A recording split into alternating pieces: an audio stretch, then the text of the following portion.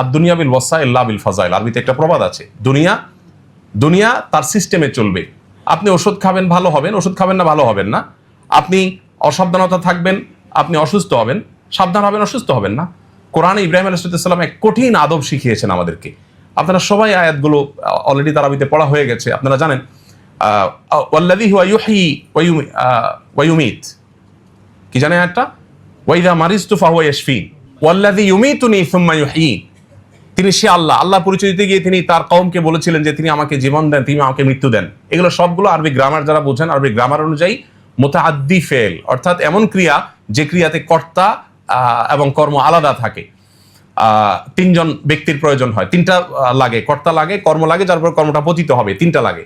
এরপরের বাক্যটা বলছেন ওয়াল্লাযী ওয়া ইযা মারিজতু ফাহুয়া ইয়াশফিন, আমি যখন অসুস্থ হই তিনি আমাকে সুস্থ করেন। অদ্ভুত এক জিনিস আসলে।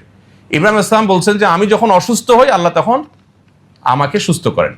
হওয়াটা দরকার ছিল কি? বিশেষ করে আপনারা যেহেতু মেডিকেল স্টুডেন্ট আছেন, টিচাররা আছেন, ডাক্তাররা আছেন, আপনাদের জন্য একটা খুব গুরুত্বপূর্ণ, রোগীদের অন্তত কাউন্সিলিং এর জন্য আমার মনে হয় খুব গুরুত্বপূর্ণ। ইব্রাহিম আলাইহিস সালাম বলছেন যে আমাকে তিনি জীবন দেন, আমাকে তিনি মৃত্যু দেন, আমাকে সবকিছু তিনি দেন, সব আল্লাহ করেন, এটা বললেন। রোগের বেলায় আসার পর বলছেন ওয়াইদা মারিজতু, আমি যখন অসুস্থ হই। কেন এটা বললেন? এখানেও তো আগের পরের শব্দগুলোর দাবি ছিল এভাবে বলা, ওয়াইদা ইউমরিজুনি ফাহুয়া ইউশফিন। আরবিতে এভাবে বলা উচিত ছিল, মানে আগেগুলোর মিলাইলে, যে আমাকে যখন আল্লাহ অসুস্থ করেন তিনি আবার সুস্থ করেন। অসুস্থতাটাকে আল্লাহর দিকে সম্বন্ধ করেন নাই, অসুস্থতাকে নিজের দিকে সম্বন্ধ করেছেন। কারণ অসুস্থতাটা আমি বাদাইছি, আমার অসতর্কতার কারণে, দোষটা আমার। আল্লাহ সুস্থ করেন আপন অনুগ্রহে।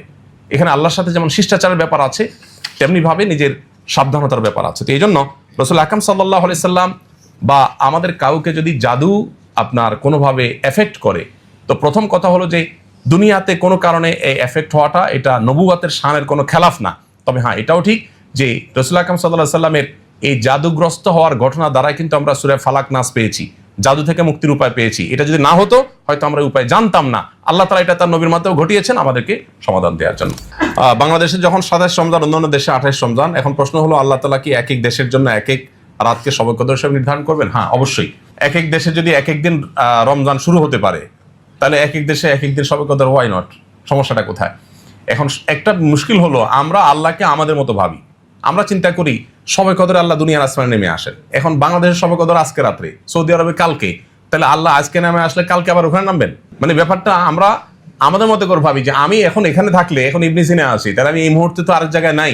কিন্তু আল্লাহ রাব্বুল আলামিন, তার শানটা হলো যে কোনো সৃষ্টির সাথে তার তুলনা চলে না। তিনি একই সময় কাউকে মৃত্যু দেন, একই সময় কাউকে জীবন দেন, একই সময় কাউকে হাসান, একই সময় কাউকে কাঁদান। তার সাথে তার জন্য একই সময় অগণিত কাজ করাটা এটা সাংঘর্ষিক না? আমাদের জন্য সাংঘর্ষিক। আমরা পারি না একসাথে একাধিক কাজ করতে, বা একসাথে বিপরীতমুখী কাজ আমরা করতে পারি না। আল্লাহ দ্বারা সবকিছু সম্ভব। বিধায় আল্লাহকে আমরা আমাদের মতো করে যখন ভাববো, তখন অবশ্যই আমরা অনেক উত্তর খুঁজে পাবো না। কিন্তু যখন আমরা এইটা জানবো যে আল্লাহ তো স্রষ্টা, তিনি তো সৃষ্টি না। যেমন একটা কমন প্রশ্ন নাস্তিকদের থাকে যে সবাইকে আল্লাহ সৃষ্টি করছেন, আল্লাহকে কে সৃষ্টি করছে? এটা কমন প্রশ্ন না? দেখুন, এই প্রশ্নটাই একটা অবান্তর প্রশ্ন। কারণ আল্লাহকে কে সৃষ্টি করেছেন, এই প্রশ্নের পেছনে লুকিয়ে আছে আল্লাহকে সৃষ্টি হিসাবে ট্রিট করা। তার মানে আপনি আগে ধরেই নিয়েছেন যে আল্লাহ একজন সৃষ্টি, নাউজুবিল্লাহ, তাহলে তার স্রষ্টাকে। আল্লাহ যদি সৃষ্টি হয় তাহলে স্রষ্টা কে হবে? স্রষ্টা তো কাউকে হইতে হবে। যদি স্রষ্টা হবেন, তার আবার সৃষ্টি যদি থাকে, তাহলে স্রষ্টা হলেন কোত্থেকে? তাহলে আল্লাহকে আপনি আপনার মতো চিন্তা করছেন যে আমার তো একজন স্রষ্টা লাগে, সবকিছুরই স্রষ্টা লাগে, তাহলে তারও লাগবে। এই উত্তর প্রশ্নের মধ্যেই আমাদের ত্রুটি আছে। মহিলাদের ব্যবহৃত স্বর্ণের উপর যাকাত হবে কিনা? অবশ্যই হবে। তবে স্বর্ণের মালিককে সেটা আগে ঠিক করতে হবে। মালিককে স্বামী না স্ত্রীটা ঠিক করতে হবে। স্বামী যদি বলে স্ত্রীকে হ্যাঁ তোমাকে দিয়ে দিলাম, তাহলে যাকাত স্ত্রীর উপর প্রযোজ্য হবে। আর যদি স্বামী বলে না তোমার পড়তে দিলাম, তাহলে যাকাত স্বামীর উপরে। এখন এই প্রশ্ন উত্তর আমি ক্লিয়ার পাই না। বহু জায়গায় আমি জিজ্ঞেস করছি, প্রশ্ন আসলে স্বর্ণের মালিকটা আসলে কে? মুখে বলার সময় বেশিরভাগ মানুষই তো চিটারি বাটপারিতে আমরা লিপ্ত। বলার সময় একবারে মানে উন্মুক্ত গলা বলে হ্যাঁ ডেফিনেটলি ওয়াইফের, কিন্তু সেই স্বর্ণটাই তার যখন বিদেশ যাওয়ার দরকার হয়, ওয়াইফের অনুমতি ছাড়া বলতেছে স্বর্ণগুলো দাও তো, বিক্রি করে একটু আমার ভিসার টাকা দিতে হবে, কত স্বর্ণ হয়ে যাবে। তো তারই যদি হয় তাহলে আপনি এটা বলার কে?